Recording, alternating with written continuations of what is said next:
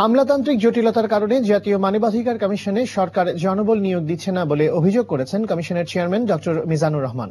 তিনি বলেন, সরকার জনবল না দিলে দেশের মানুষ নিয়েই মানুষের অধিকার রক্ষার কাজ তিনি করে যাবেন।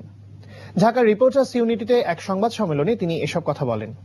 তিনি বলেন, মানবাধিকার কমিশনের অনেক সীমাবদ্ধতা রয়েছে, কিন্তু কমিশন দায়িত্ব নেবার পর আটক অবস্থায় হত্যার ঘটনা কমে আসছে।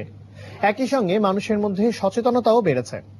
মানবাধিকার কমিশন ঠিকভাবে কাজ করতে পারলে ভবিষ্যতে এই ধরনের হত্যাকাণ্ড শূন্যের কোঠায় আসবে।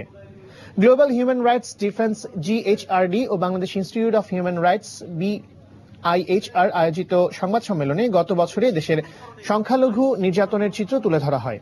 এতে বিভিন্ন সংবাদপত্রের বরাত দিয়ে গত বছর 1653টি বিভিন্ন ধরনের সংখ্যালঘু নির্যাতনের ঘটনা ঘটেছে বলে আমরা আর কিছু করতে না পারি।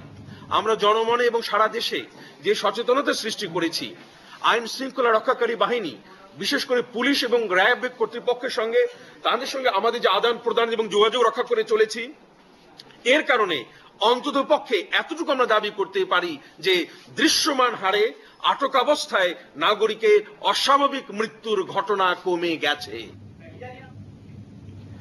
নোয়াখালীর কোম্পানিগঞ্জে র্যাবের সঙ্গে কথিত বন্দুক